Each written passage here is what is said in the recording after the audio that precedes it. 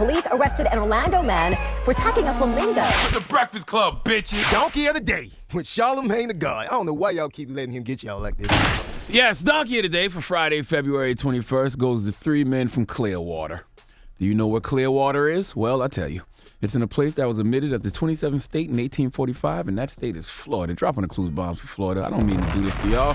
Y'all do it to yourselves. What does Uncle Charlotte always tell you about Florida? Yes, repeat after me. The craziest people in America come from the Bronx and all of Florida. And these three men named Roy Lampkin, David Dobbins, and Christopher Rachel are continuing to push that narrative of Florida being crazy. Now, I want everyone to tap into their inner child, the inner child that exists within all of us, and remember the story of Hansel and Gretel. Do we all remember that story of the brother and sister kidnapped by a cannibalistic witch who lived in a house made of gingerbread cake and candy, and the witch pretends to be friendly, invites them in the house and offers them a meal. Then she traps them in the house, makes them to do chores, and feeds them well every day in order to fatten them up so she can eat them? Huh? We all remember that, right? Mm-hmm. John, you look a little confused. Just before your time? Gretel and Hansel is out right now in the theaters. Is there a Spanish version? Man, shut up. Yeah. Jose and Guilla. Well, if you remember that story, then you remember Hansel and Gretel's stepmother not wanting them to live there. And both times she made her father take them to the woods to leave them, okay?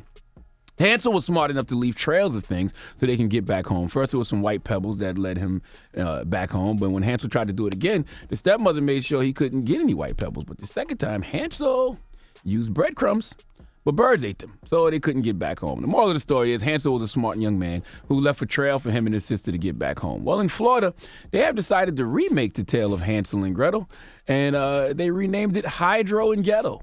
Okay, the story of three young men who were starving just like Hansel and Gretel, who wanted to get fat and eat like Hansel and Gretel, but instead of getting fat in a gingerbread house, they decided to get fat in a CVS, and they left a trail to be found, but it wasn't breadcrumbs or white pebbles. Oh, not in Florida. Let's go to WFOR, CBS 4 Miami for the report, please. Deputies say a trail of empty medication bottles led them, like a trail of breadcrumbs, to men now accused of robbing a CVS drugstore in Clearwater. Investigators say the men pulled out a gun and forced the pharmacist to open safes with opioid pills. They filled trash bags with the pills and took off in a white sedan. No one was injured in the robbery. Hours later, deputies found the trail of empty medication bottles, and it led them to a home where they found 19-year-olds David Dobbins and Christopher Rachel. Investigators say they matched the people seen in the store's surveillance video.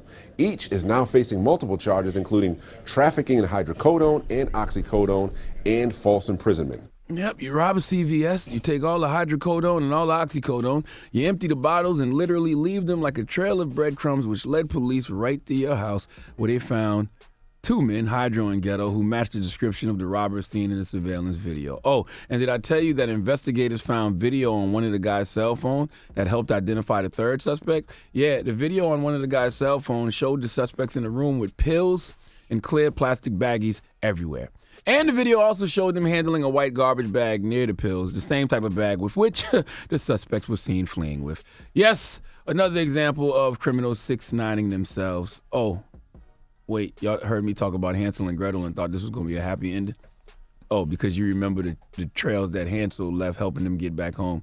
I mean, technically it is a happy ending before the police, but not for Hydro, Ghetto, and Oxy, a.k.a. the three little niggas. All right, they were arrested and charged with trafficking, false imprisonment, and armed robbery. And the little nig whose house is made of straw, his bond is $280,000. The other little nig whose house is made of sticks, his bond is $282,000. And the other nig whose house is made of bricks, well, his bond is $500,000. Florida, ladies and gentlemen, Florida. Please give David Dobbins, Christopher Rachel, and Roy Lampkin the biggest hee-haw. All right, there's some very observant police to follow the pill bottles, though, right? Mm-hmm. Mm-hmm. How much pill bottles were it that they left a whole trail that led them back to a house? I don't know. Jesus Christ. All right. 10,000 pills. It's like, what, 30 pills in a bottle? You tell me. It's a lot of pills. It's a lot. Donkey of the Day is brought to you by the law office of Michael S. Lamonsoff. Don't be a donkey. Dial pound 250 on your cell and say the bull if you've been hurt in a construction accident. That's pound 250 from your cell and say the bull.